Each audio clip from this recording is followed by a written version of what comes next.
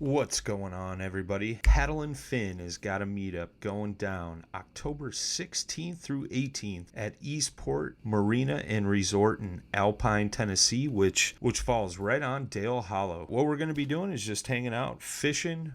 Depending on the number of people that show up and the interest, we may do a small tournament. We will have some stuff to give away. Saturday evening, we're going to do a hangout and a little barbecue action. We'll have food for everybody. If you're looking for lodging, you could stay right at the resort. It's $50 per person per night. And what you get is your own personal bedroom on a houseboat, luxury houseboat, courtesy Eastport Marina. That's a special price they gave us to lend to our listeners. If you want more info on the resort, you can go to eastport.info and their website will pop up there. You'll see all the houseboats and things like that. A majority of our hosts are going to be there, and we would love to spend some time on the water with you. This segment is brought to you by JigMasters Jigs. When in doubt, get the jig out. Go to JigMasters.com and use promo code PNF20 and save 20% off your next jig order today. You're listening to Bass Fishing for Noobs on the Paddle and Fin podcast with your hosts Ryan Milford and Sean Lavery.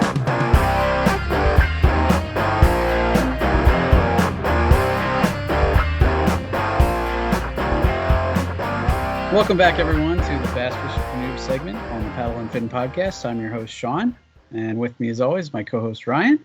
What's up, everybody? Hey, and we got a special guest tonight. We have Ethan Dhuyvetter, who is the host of the Online Outdoorsman YouTube channel. Welcome, yes, Ethan, sir. to Paddle and Fin. Thanks, Sean, Ryan. I appreciate you letting me be here. I'm looking forward to chatting fishing. I've been a big fan of his YouTube channel for a long time. I am a proud member of Team Dink. We'll talk a little bit about that. Ethan, why don't you go ahead and introduce yourself? Tell us how you got into fishing and how you got into kayak fishing. Yes, sir. Well, I am currently living in Michigan, but I grew up in Kansas. I'm 27 years old now, so I've been fishing for about 11 years, seriously. Basically, I got into fishing, living in Kansas, there's obviously not much water. But a lot of my friends lived out in the country, and so they had farm ponds and whatnot. And when we all started driving and kind of got our driver's license and whatnot, I just started going out with them and fishing. I didn't know what the heck I was doing, and they kind of, put me on a rooster tail and a beetle spin, all that stuff. And one thing led to another, and all of a sudden I started finding myself on the internet, Bassmaster magazine and all that, trying to learn everything about fishing. So I kind of got into it on my own, but it was my friends who kind of sparked that initial interest. Okay. And I know from your channel, you've done all sorts of different kind of fishing. What led you to try kayak fishing? So, I guess I'll try not to be too long-winded here. I got really heavy. We got lots of time. So. Good deal. Well, I got so heavy into bass fishing, and I was bank fishing, and I just got to the point where it's like, okay, you can only fish water so much. And like I said, Kansas is very limited in water. So I then got to the point where I wanted a John boat. Well, I got a John boat. I bought it with a friend. We had all sorts of issues with that thing, but it allowed me to get on the water. I caught a bunch of fish, and it motivated me. I took the next step. I got a bass boat, and that was in college. I was doing all the tournaments and whatnot. I fished at the collegiate level with Kansas State University, did well in a lot of tournaments, got to travel around the country. Super cool. Well, after all that, the boat was, as all boats have, that one also had issues. I definitely cut my losses on that, sold it. I got a job and had to move to California. And I'm like, well, I got to be able to get on the water. So I actually got into a feel-free lure 11.5 at that point. And I didn't really fish out of it a ton to start, but then eventually I kind of just caught the bug. And then I started fishing out of it like every week, multiple times a week, and haven't looked back since. Now I fish out of a couple of different native kayaks, but and they're great. I love my current setup, and I'll talk about that later, I suppose. But yeah. Awesome. So I noticed you recently switched to pedal drive, and as both of us did too. So what prompted that change? Just covering more water, or I know you kept both because you like to be able to. I think I remember you talking about liking to be able to just go have a throw and go boat, but Yeah. So I think, originally I had that feel free, and I kind of learned with that kayak, and I'm not going to say anything bad about it. It's just that I learned what my style was. And I like lighter kayaks. I like being able to put it on the roof real quick. Usually I'm only fishing 2 to 4 hours. I don't get the luxury of fishing 8 hour days very often. I wish, but I don't. So I like something light, easy to transport. And then once I get on the water, I want to be able to cover water quick. So I got into the native Manta Ray 12XT, which I currently still have, and that's much lighter. It's like 60 something pounds. So, I can move water. I can throw it up and off my roof real quick.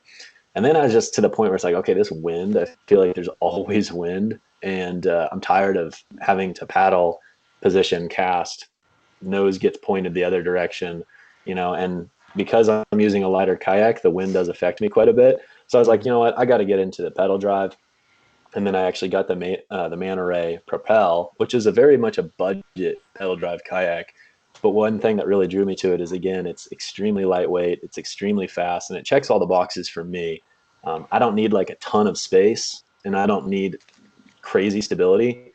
So for me, it's like the perfect kayak. Yeah, I actually looked into that kayak whenever I was shopping for my pedal drive. It looked like a pretty good kayak. For me, being a bigger guy, I'd say stability and space is a big factor because I'm 6 foot and like 260, 265, something like that. So yeah, I might have been a little cramped in there, but before I ever got a chance to check it out, I ended up getting a Bite FD, a Jackson, and Nice. I definitely got the space in it. Yeah, that's a bigger build. Yeah, Yeah. I think in an ideal world someday maybe I'll step it up to like a Titan or something, but or whatever. But That's definitely not a light boat. that's the thing is like I'm gonna need a truck. I'm gonna need potentially a trailer. I mean, I just don't have that setup yet. You gotta really make your current setup work, and that's one of my biggest like things that I preach when I do make videos and stuff is you have to really think about all these different factors before just buying a kayak. Like if you don't think about them, you're gonna find yourself in a kayak that you don't really like, and that's where I kind of was when I first got into it. So now I think I've got the perfect one for me. But here a couple of weeks ago, I fished against a guy that rooftoped a Titan. That was only the 10.5, but I was like, "You're crazy, man!" But I've seen some wild rigs out there. I helped him put it up on there, but like he was showing me all the dings where he had dinged up his car, and like his mirror was hanging off where it had slid off one time, and Oh gosh. he actually we added each other on Facebook and stuff, and he actually just sold it and he bought him another kayak. But man, I was sitting there thinking like, man, what if it was one like the Titan 12 or the 13.5 trying to do that? People get creative, that's for sure. I mean, I've seen people with bicycles pulling kayaks. It's like, man, nothing but respect. Whatever gets you out there, I guess, man. Yeah, That's right. man. But I really feel you with what you were saying about like, you knew what you wanted out of a kayak after having the other kayaks, and I felt the same way. I started out in a little 10-foot Pelican that I gave my buddy like $200 for, and it got me on the water. But like I said, I'm a bigger dude. Well, I didn't weigh as much back then. I was like 30, 40 pounds lighter at the time. But it's still a bigger dude in a little 10-foot kayak. And but like it gave me an idea of what I wanted. I moved up to a Vibe Seaghost 130. I got, I had more what I wanted. And then, I learned from there what I wanted even more, and now I'm in the Bite FD, and yeah, it's awesome. They always say, buy your second kayak first, but 90% of the people I talk to don't do that, including myself included. So again, I don't think you know necessarily what you want until you get out there and try it. So kudos to you if you can do that. But yeah, to go off that, I don't really believe that. I've heard a lot of people say that, like buy your second kayak first, but I'm not a big supporter. If I spent I bought a $200 kayak, and that helped me to learn what I wanted in a kayak, and then I was able to get what I wanted, and then I turned around and sold it for like 150. So I only lost $50 in it. I fished in it for a year, so I definitely got my $50 worth out of it. Oh yeah.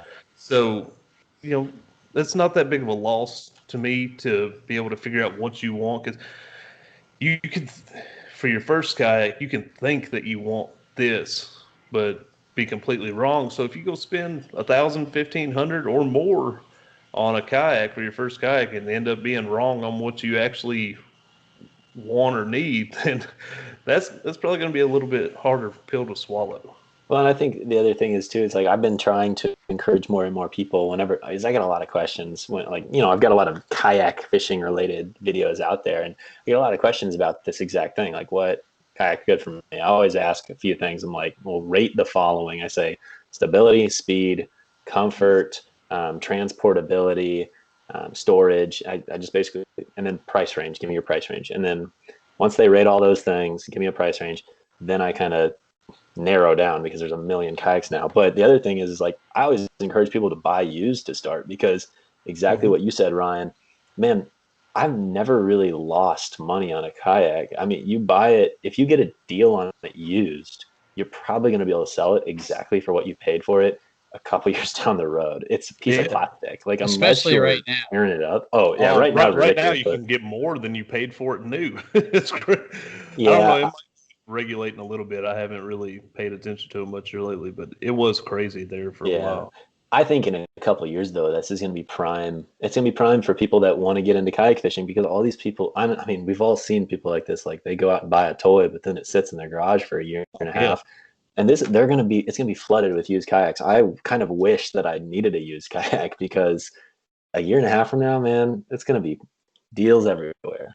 Yeah, that's the same thing I've said. Next year, I feel like there's going to be both. There's going to be a ton of people selling kayaks that they only used a couple times, and then there's going to be a lot of people that got into a cheaper kayak just because they wanted something to do and found out they really enjoyed it, really liked it. So they're going to be trying to move up and get a better kayak. So I feel like next year is going to be another good year for sales on those people trying to upgrade to another kayak. Yeah, totally agree. All right. Well, let's ask another question. What got you into YouTube? What prompted that? Again, I will try not to be too crazy long here, but I actually do have a pretty interesting story. And I think it's something that, I think I like to tell this story because I think there's a lot of people that go through similar things. So I actually picked up a camera for the first time in high school. And I did it because, like I was telling you, I was kind of trying to learn aggressively. And high school, this was 11 years ago, 10 years ago, YouTube wasn't a big deal. It was maybe a couple hundred people making fishing videos. And I started making them because I just saw these other people making them. I thought it looked super fun. And I like to consider myself a relatively creative guy. Well, I guess my story here is I got to the point, kind of entering college. And I was at that point in my life where it's self-conscious about these things and worried about what other people thought of me. So kind of did away with it, deleted a bunch of videos, just kind of ignored it. And I think my point there is man, I just encourage everyone to truly be themselves, not worry about what other people think. It's so much easier said than done. But, it's hindsight, man, I kind of, if I would have stuck with it, we might be a little further along here with regards to growth, but that's okay. But anyways, I picked up the camera again, many years later. I had just moved to Arkansas with my job, and that was, I guess this would have been 5 years ago or so. And I guess I just kind of felt like there was something missing, and I started fishing, and I'm like, man, I kind of want to get creative again and start making videos. And I just fell in love again. And man, I haven't looked back. I make way too many videos. I don't know how I have the time for it, but I make the time for it. Well, and you talk about being yourself, and I think that's one thing that definitely shines through in your videos. You are about as authentic as it gets, I think. And from you're not bashful about the type of fish or size of fish that you catch. It's not like, hey man, I'm catching all these lunkers over here. You're happy, just as happy with a bluegill as you are with, you know, a 10 pounder, you know, not that that's happened, but and there has not been any 10 pounders. And I don't know that there ever will be, but maybe a carp. Hey, a man we'll snag can a dream. carp or something. right. But that's one of the things that really drew me and kept me watching you, as well as also you show the ups and downs when, you know, the snags and where I remember one where you snagged across a creek and had to walk like a mile to get to the other side to unhook it and that kind of thing. So that's again another thing that I think draws people is when you are authentic like that and you show the good and bad, and that's one of the things that kept me coming back. Well, I appreciate it. And you're going to make me tear up a little bit here. It's just like, whoa. No, I never hear from anybody, actually. It's like, you know, I can see a comment and that's okay. But when I hear it, it's like, whoa, it kind of hits a little different. So, no, I appreciate that. Yeah. I do try to be authentic and real because I do think that that's a problem with social media in general. And I could get off on a tangent here, but like, I think that there's a lot of things going on in our world that are kind of scary right now and I think they're driven by social media. And so for me, I pride myself on being myself, and I pride myself on trying to bring like goofy optimism, but at the same time show when I'm not having a great time, because I think people need to see it. So, but I think you tend to also just enjoy yourself just being out there too, and I think that's a big thing. People get so wrapped up and upset if they have a bad day, and I'm like, hey, bottom line, you're out there in Mother Nature, you know, enjoying the surroundings, you know. Just I feel like enjoy you're it. looking at me right now. Hey, I find myself doing the same thing. If I'm having a rough day, but it's something I consciously try to think of when I'm having those bad days. If I notice myself, I'll snag up or I'll get a knot in my line, or you know, I'll try and set the hook and fling the lure back at me, and it'll wrap around the rods behind me, and I'll be really upset and just frustrated, and then I gotta be like, hey, calm down, man. You're out here doing something you love. Just chill out, and you know, it's definitely a good mind check to go back to. So I think we all deal with it, though. You know, it's like I'm not always positive about that stuff. I get frustrated out there just the same as anybody. But yeah, it's definitely gotten better over the years. I think it's like, you know, when you enter the workforce and you kind of start like having that 9 to 5 or whatever, and you kind of, you know, back in college, I was like, you know, I go to class a little bit, I kind of drink with my buddies on the weekend, and I have a part-time job. And, you know, when you're fishing, it's like easy to be frustrated because you don't appreciate the fact that you're fishing. I had way too much time to fish. Now it's like, man, I barely can fish, so I better enjoy it.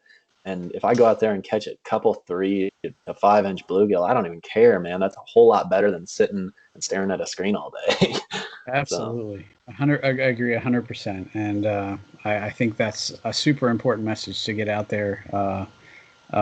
Just to those guys, you know, there is a time and a place for the super ultra competitive tournament things, you know, and if that's your thing, yeah, awesome, do it. But just know that there's other types of fishing out there, so don't get tied up into one, and just do what makes you happy. That's right. Yeah, I agree.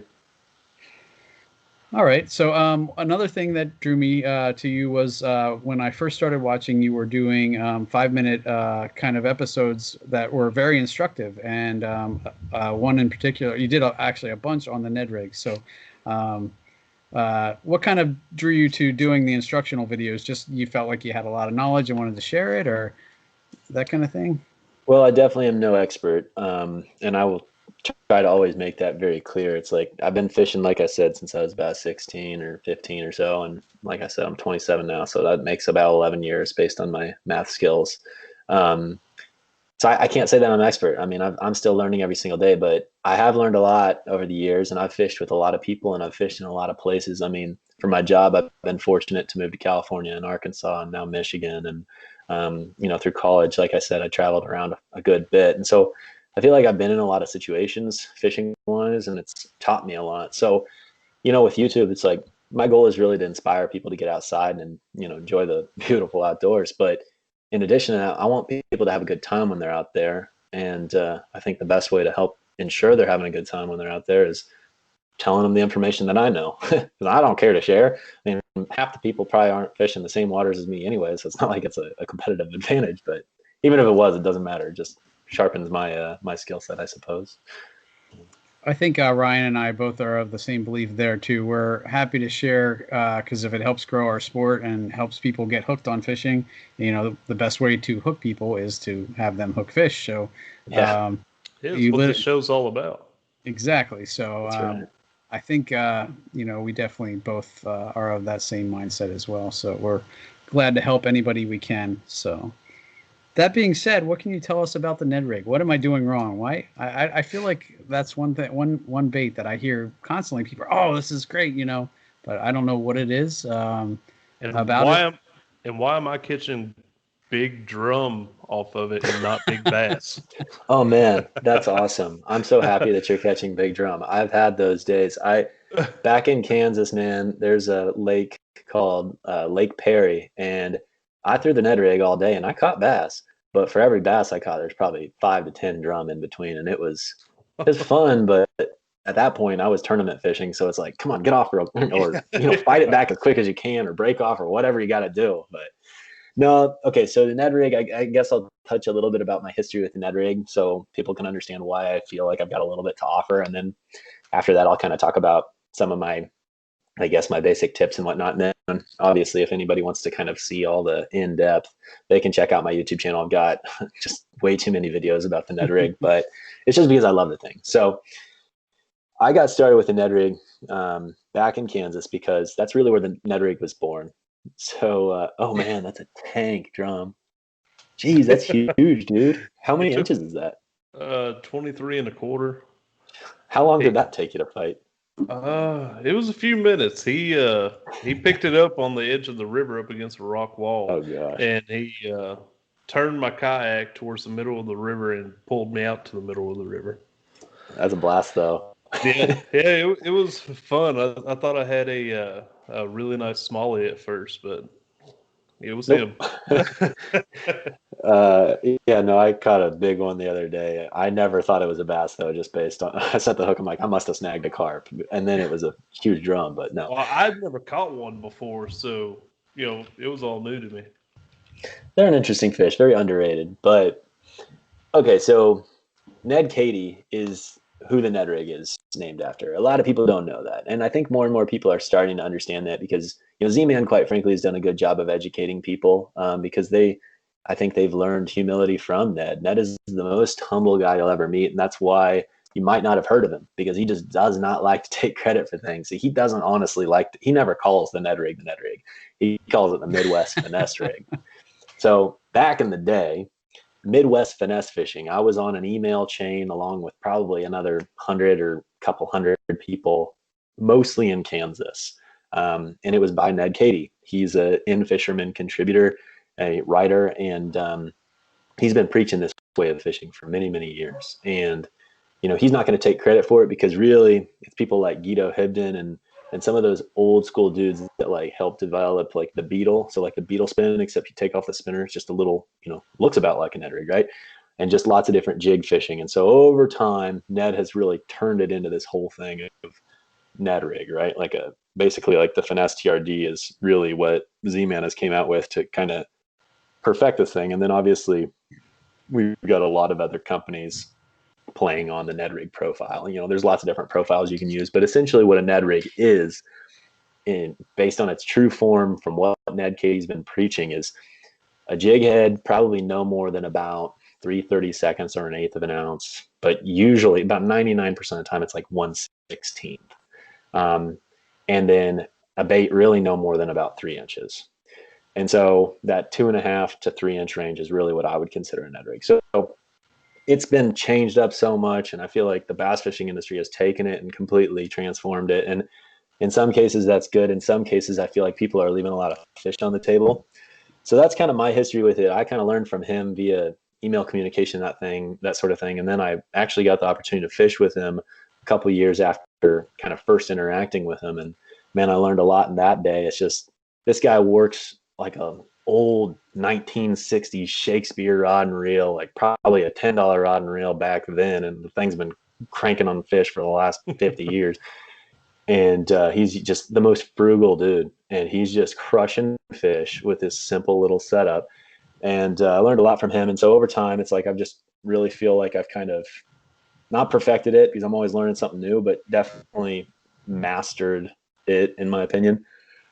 And it's just, I guess it's just a simple way of fishing. As far as tips go, it's like, I think one of the biggest things is like, don't be such a bass fisherman, right? And what I mean by that is don't immediately think that you need to use a 1/4 ounce head with a heavy gauge hook and a medium heavy rod.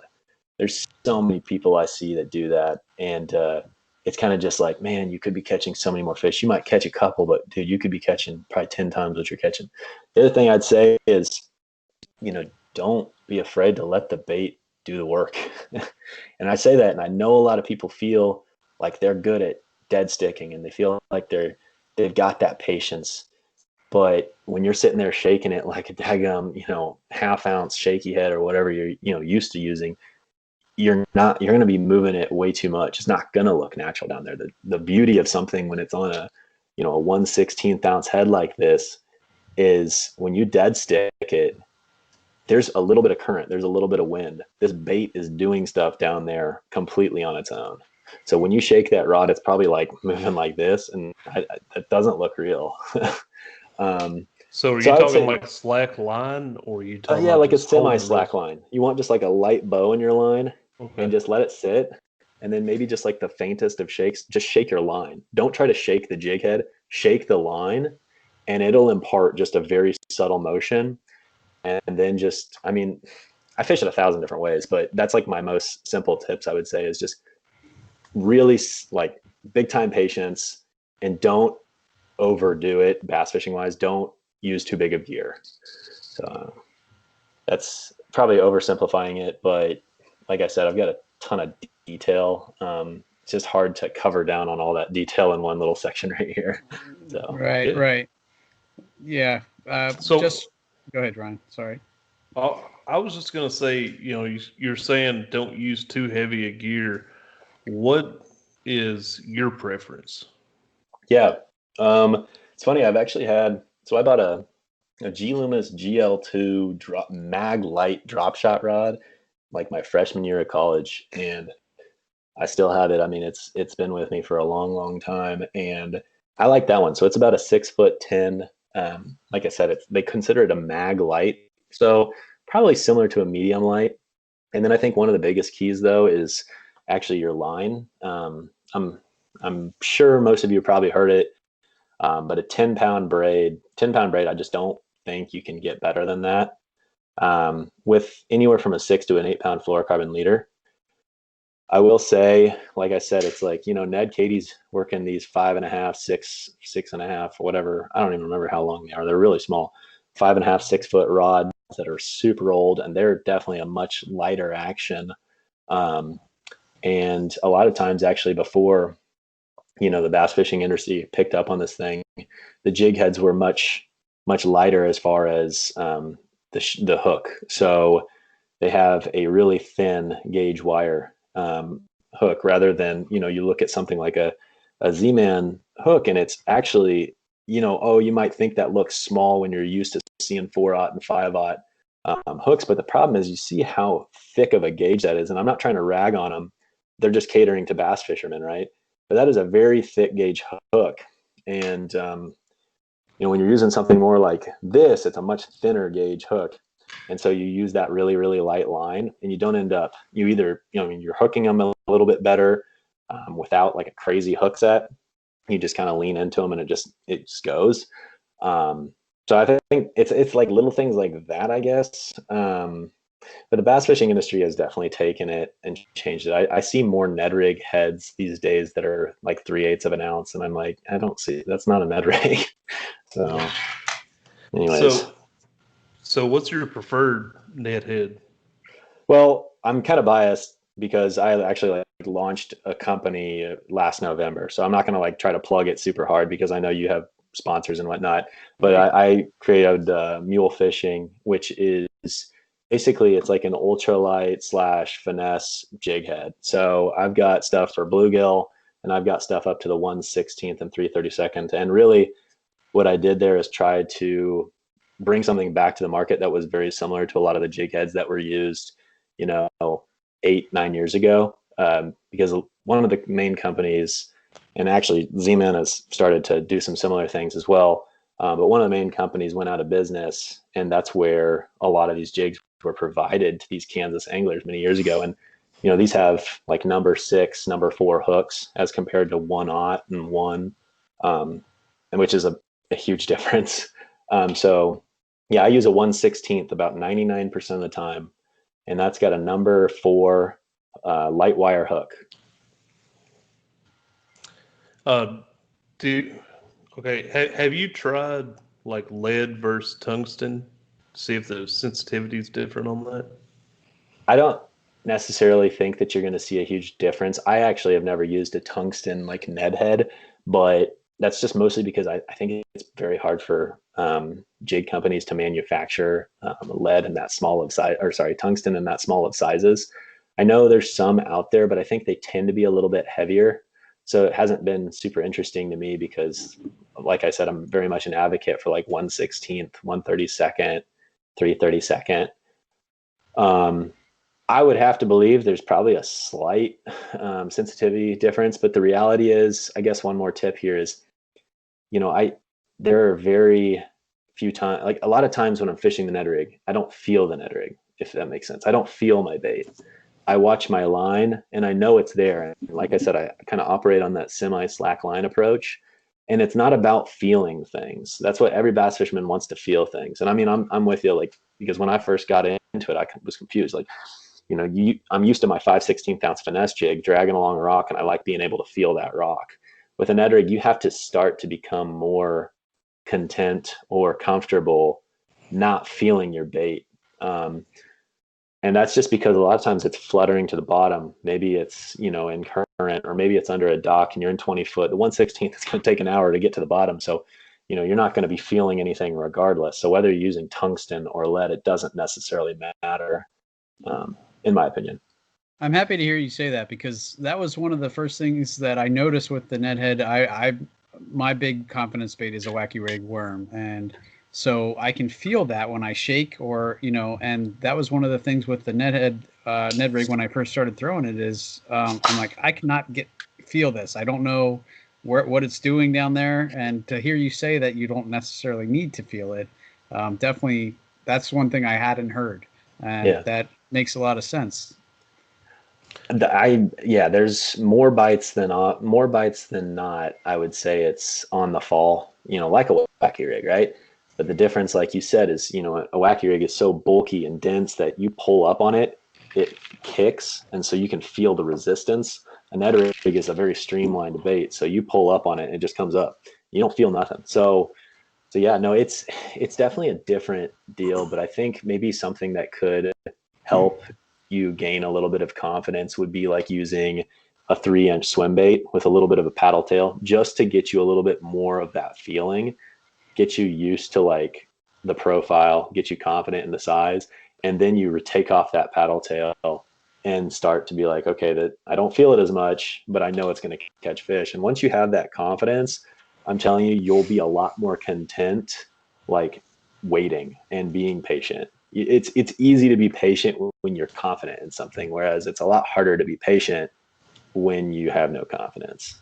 Right. Well, the reason that I asked the tungsten versus lead question is because, if you haven't seen on my social media, I just announced that I got my first pro staff. I just got on with Wicked Weights. They do tungsten. They got the tungsten Ned heads. Nice. I haven't actually tried the tungsten Ned heads by them yet, or any tungsten Ned heads for that matter. But I got some coming.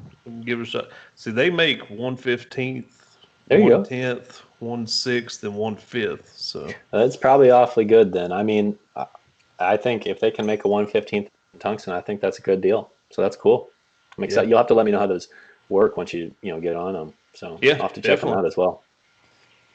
Now, Ryan, you made me feel bad because I think I'm the only host now that doesn't have any sponsors. We'll get you there, man. We'll get you there. Yeah, I know. I just kind of went out on a limb. I really didn't think that they would pick me up, but I was like, like, they got a little application on the website, and I filled it out, and they contacted me, and I was really surprised. But hey, they picked me up, so I'm gonna do the best job I can to help promote them. Right on. Congrats, man. Yeah, that's awesome. Appreciate it. All right. One of the other things I wanted to talk to you, Ethan, about was the BFS. Yeah.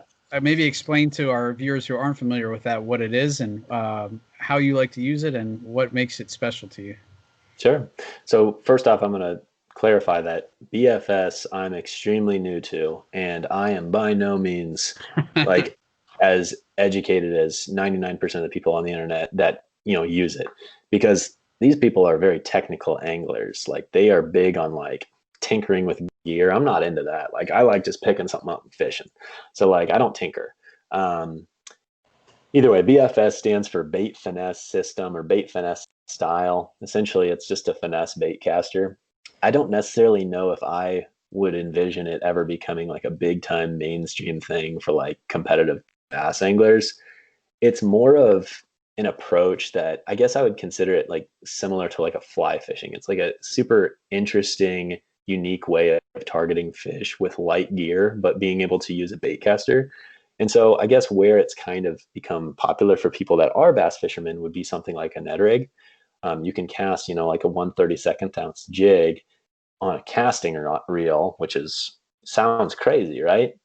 But there's just these reels essentially that have extremely light components. So the spool is crazy light, and all the bearings are crazy light, and a lot of this stuff is manufactured in over in Asia, and it's really where it's popular. But either way, it's picked up in America, and yeah, it's I mean, it's basically take an ultralight spinning reel and then just swap it out with a bait casting reel, and that's what it is.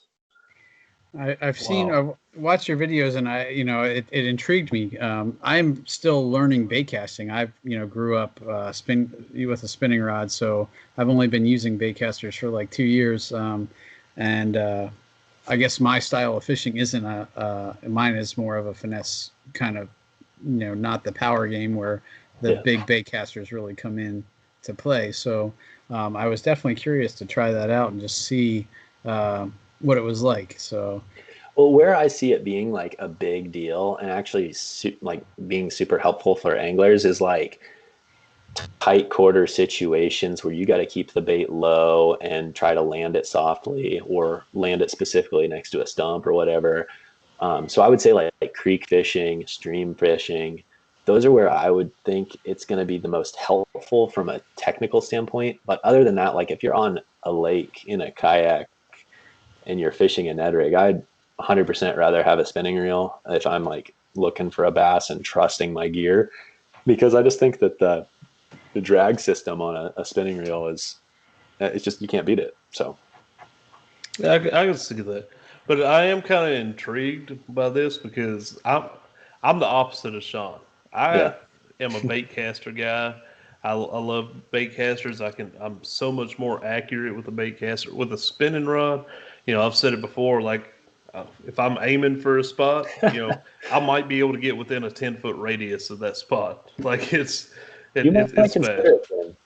Honestly, I would look at like a Shimano Aldebaran, which is like I guess that's the cream of the crop, really. I have one of their lower priced ones. There's several different models, but you can spend a lot of money on them. But mine is a lower priced of the subset of reels. Either way, it's great for like finesse bass fishing. Man, I throw my Ned Rigs on there, and you could do like finesse swim baits and just like little things that are, I would say, like less than a quarter ounce that you would have never had as much comfort throwing with your other casting rods. Pick you up one of those. I bet UFS XG is the one I have, and that is like, I think that's the lowest price Aldebaran. I think you're going to be somewhere around like 150. So not super bad, but I mean, it's used, right? So like that's pretty expensive for a used reel. When you're talking like top line Aldebarans, you're talking like $400, which is like out of my league. Yeah. I could be wrong on those numbers. Yeah, I would have to like sell all my rod and reels just about that reel. Yeah, I've been like overhauling all my gear lately just because I don't know. I'm tired of having so much. I'm trying to like upgrade slowly, like get a little bit better gear. But yeah, same here. So if you had to pick one rod and reel to go out with, what would your go-to rod be? are we talking bass fishing? Yeah, probably. Yeah, because I know you do a ton of different kinds. That's one thing I'm not used to. I do a little trout fishing, but that's about as varied as I get. And occasionally, go ahead. Yeah, if you were gonna tell me just like going fishing, and I have to catch a fish or else somebody's gonna hurt me or whatever, like I'd be an ultralight guy. But if I'm just going bass fishing and I only get one rod, and it's for fun, I probably would take like just a 7-foot medium heavy casting rod. But if it's for catching as many fish as I possibly can, I'd get my Ned Rig rod, 610 medium light or whatever, and go crank on them. All right. Well, that's if I had to pick, mine would be similar to that. I know Ryan would probably opt for a baitcaster, but mine would definitely be a spinning rod. Now, if I had to pick up one rod to go out and fish with, it'd probably be like a 7-footish, medium heavy, fast action with probably about 15-pound fluoro. There you go. That does it all. That right there, I can make that work for just about anything that I like to throw. My Wicked Weights Wicked Willow with a Kitech on it, my a jig, spinnerbait, chatterbait, Texas rig. You can make that work for a lot of different stuff. That's right. Every bass fisherman needs a 7-foot medium heavy casting rod. If you don't have one of those, then what are you doing? Yeah. I have one. I wouldn't say I'm super proficient with it. Come on now, Sean. We'll go fishing, and we will both work on our power fishing skills because we both probably need it. See, I need the finesse side. Right. And then we'll go with Ryan, and we'll all bring spinning gear. That's probably what I have to do is just force myself to only go out with a couple spinning rods leave the bait casters at home. Well, I need to do that with baitcasters too, because I will throw a baitcaster for 15 minutes, and if I don't get anything, I'm like, heck with this. I'm going back to the spinning rod. Sounds to me like a good challenge. Next time Ryan goes out, you got to only bring spinning gear. Next time you go out, Sean, you got to only bring casting gear. Boom, settled. I was about to say, Sean, he's trying to get everything worked out to come down to the Dale Hollow meetup. If he's able to come, we could take a day and have our own little challenge against each other. See who can do the best against each other using the combos that we hate. All right. Like I said, I think that's going to work out. I think I'm pretty close to being able to make that. So maybe not the whole weekend, but at least part of it. So that sounds like that might be a fun challenge. All right. I'm excited. Just real quick, another real quick plug for anybody that hadn't heard about it. We are having a meetup on the river that's connected to Dale Hollow. We're going to be at Eastport Marina. It's October the 16th through the 18th.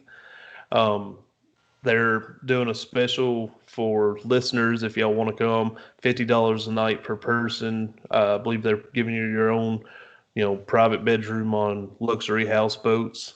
It's got 6 bedrooms per boat, so you will be sharing a boat. You'll have to share bathrooms. I think it's got a couple bathrooms on each one, but yeah, they look pretty nice from what we've seen on their website. But more information, hit us up. We also got a flyer on the Paddle and Fin Facebook page. So, quick plug there. That sounds awesome, man. I wish I could come, but it's going to be fun. This will be my first chance meeting half the hosts, so I'm excited. Yeah, Sean, he was a listener before, we brought him on as my co-host, and he's been on here now. What's it been, like 7 months, something like that? Yeah, something like that. I think it was like February. Yeah, since the inception of COVID-19. Yeah. Yeah, Give good you timing. something to do. Right. Yeah, we haven't, we haven't got to actually meet in person or anything. So I'm excited. I hope he gets to come, and uh, I, I hope to get to actually meet him in person and fish with him and outfish him. Yeah, I was waiting for it. I was like, okay, you've been hanging out for 7 months on this thing. Somebody's got a dog on the other one. All right, there we go. So, Ethan, another thing I've liked to watch is when you're fishing moving current. You seem to have somewhat proficiency at that, especially with the Ned Rig, and that's one of the places where I've heard Ned Rig is amazing, but I again have struggled because again I couldn't feel it. I wasn't sure, and I snagged a lot. Like almost Yeah. I'd cast it out and then snag, and I do that maybe 2 or 3 times. Now I have started almost Texas rigging my Ned Rig sometimes in that kind of current to help with that, but I'm not sure if that's the best way or. Yeah, I mean, I love fishing current. I guess in Kansas I didn't get the luxury of fishing a lot of like rivers and stuff. So now being in Michigan, there's water everywhere you look, and fortunately a good part of that is creeks, rivers, streams, and yeah. So I definitely like get out and try to fish current as much as possible. And like you said, a Ned Rig definitely shines. This is where it's going to be even more important to have patience because you're talking about an extremely light bait, and you're talking about moving water, and I think boat positioning or just positioning in general. So if you're standing on the bank, whatever is extremely key, and casting direction is extremely key.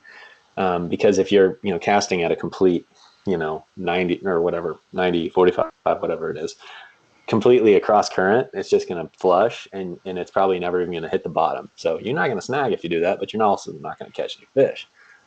Casting straight upstream, a lot of times you're going to have that slack line moving right back at your rod, and it's going to be kind of uncomfortable, and you're not really going to be able to, I don't know, I guess I don't feel super good about that.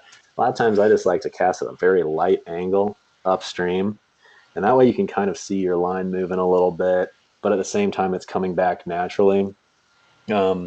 Just like any current fishing situations, I guess like the big things for me is like finding eddies, targeting areas where there's going to be some kind of break line in the water or some kind of rock or tree or something just to break it up to it gives a fish a position that they're not going to be just expending calories at all times, if that makes sense. Because like, I always try to come up with weird like metaphors and stuff while I'm talking about this. And it's like, if you lived outside and there was 30-mile-an-hour winds at all times, would you just like stand out in the middle of a field, or would you like try to post up behind like a giant rock or something? You probably don't want to just be standing out in the middle of the field. So a fish ain't going to be right in the middle of the river unless there's something that's going to give them a comfortable spot to hold behind. Not only does that act as protection to where they're not constantly battling current, but it also acts as an opportunity to kind of ambush prey. So, okay, you anticipate those things and you think about how you're going to cast and whatnot. So you want to target those areas, but then I guess it's just having the patience to allow your Ned Rig to kind of flow past those areas naturally.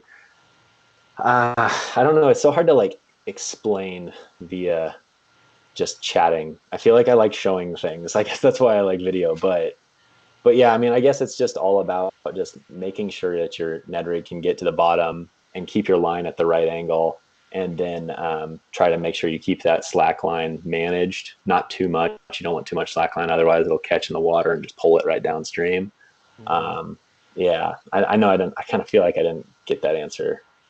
No, that definitely helps a little bit. Go ahead. See, I haven't actually tried the Ned rigging current too much, but like I was thinking, like just get a heavier Ned head, and like to help hold it down. So like this is good information because I was going to do it all wrong, like I normally do. So I think the thing what you would realize pretty quick with the heavier Ned head is that yes, you will get it down there quicker and you'll get it to the strike zone quicker. The problem is, to Sean's point, a heavier one is just going to end up getting behind a rock so quick that you'll probably end up snagging. So to me, it's like I always try to use the lightest weight I can get away with in current. To if you've got heavy current, yeah, you're going to end up having to upsize. But if you can try to just like really focus on positioning and line control, then you can try to make that light jig head work. And what's going to happen is it's going to kind of naturally crawl along those rocks and not get deep down in them. So Sean, I don't know what size you've been using. If you've been using like a 1/16, then I don't necessarily know what to tell you because that's tough. But if you're I've been like using heavier. No, yeah, that's probably your problem. Okay. Yeah, I'll have to downsize. I just was worried about it getting swept down too fast. But that's kind of what I was getting at with that. Is like a heavier net head I felt like would hold it in the spot you threw it to better and go straight to the bottom and sit there instead of being washed down the river in the current. Well, you kind of want the in between. You don't necessarily want it to sit there, but you don't, and you do want it to wash down the river. You just don't want it to wash down the river too fast. And so obviously, like current, it's so hard to talk about because it's like current varies so much, right? Right. Like I can go to a creek and there's current, but it's very slow. You can go to a river and there's current and it's like rushing. And I would never throw a Ned Rig in general there. If there's heavy current, I probably won't even throw a Ned Rig just because it's so hard for a fish to find it because the visibility is so low and there's so much washing downstream that it's like it doesn't throw enough disturbance. I want something that's a little bigger profile in that situation. So I guess it's such a spectrum, I guess. I think I fish the river by me a lot, and there's definitely times where it's rushing at times, that even where it's hard to maintain position in my kayak. But right now it's low and slow. So I feel like I think you can make a Ned Rig work then. Yeah, I'm gonna try it. I'm gonna go downsize my heads a bit and see if that makes a difference. So well, hopefully it does. If not, you can call me up and tell me that I'm dumb, and that's fine too. Like I said, I'm not an expert here. I think I could make it work, but I'm also not super great at explaining things via podcast, I guess. Well, no, but you nail it on videos for sure. So definitely, if our viewers want to check that out, go on, check out Ethan's website or his YouTube channel, Online Outdoorsman. We'll let him plug anything he wants to plug, but I will throw that one out there because I have learned a lot from watching them. I was kind of sad when you stopped the 5-minute ones, but I enjoy your new content too. Just as much, if not more, sometimes, just for the variety that you provide, if anything. So, well, I appreciate it, Sean. Yeah, no, the 5-minute fish talks. I've had so many people tell me that they want me to bring them back, and as much as like I want to do what people want me to do, I at the same time I don't have as much fun sitting in a room and filming myself versus actually going out and fishing. And so it's like, if I'm going to make the most of my time, I'm going to go fishing. In addition to that, it's like I made 78 episodes, and I've tried to make very clear here, I'm no expert. I don't know if I've got any more information in this noggin. I got to go get some samples by fishing, and maybe we'll make some more later on down the road. Well, I think I learned just as much from watching you do it too, though. Good. And that kind of goes back to like, be yourself, not what other people want you to be. That's what, you're doing what you prefer to do. And I respect that.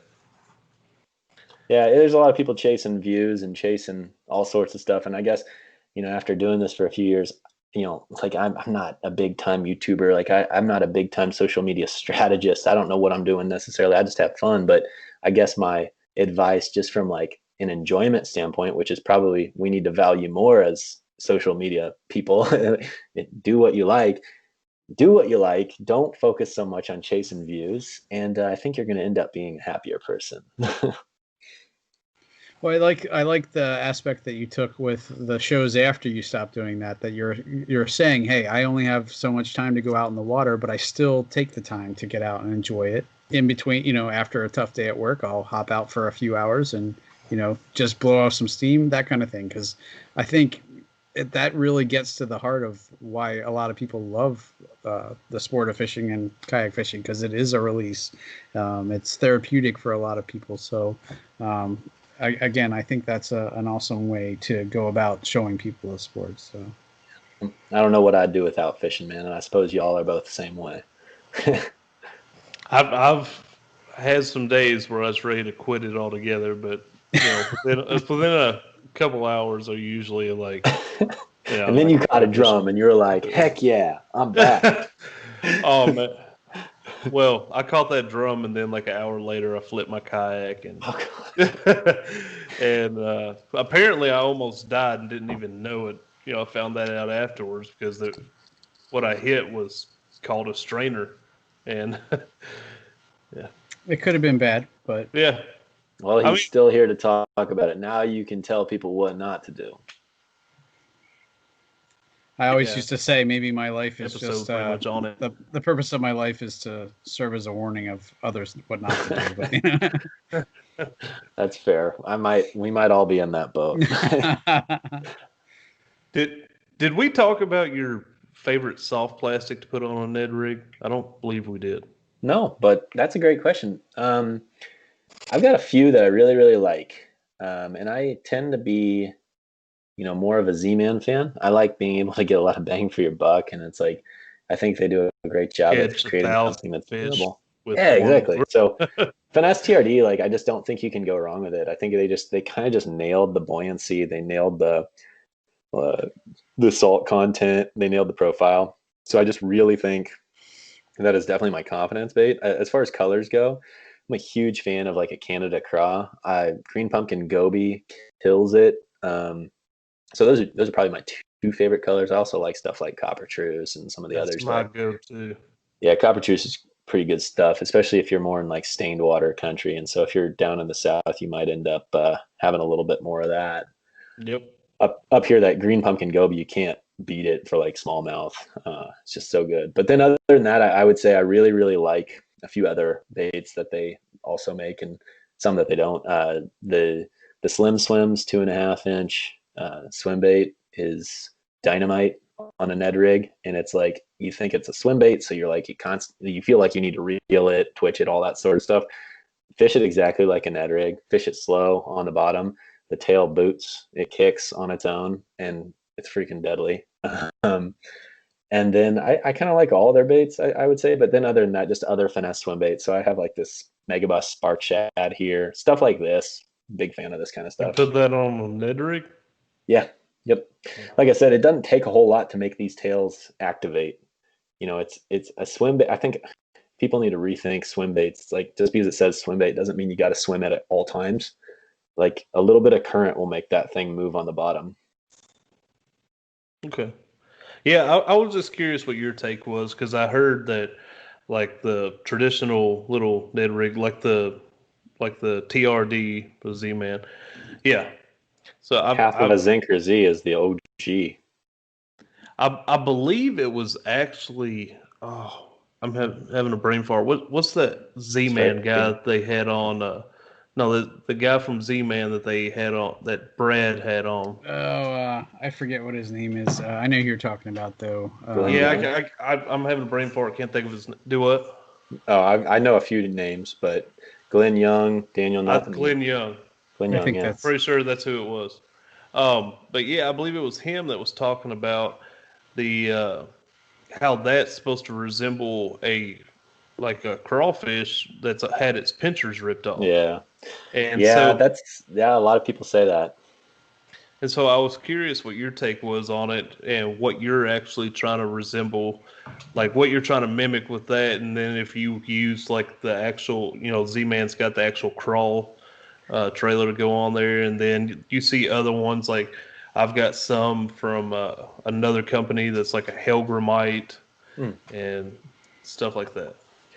I think that if you are in the 2.5 to 3.5 inch range and it's not like an overly move, like in a bait with too much action, I think you're going to be fine. So like, I think they're all going to catch fish realistically.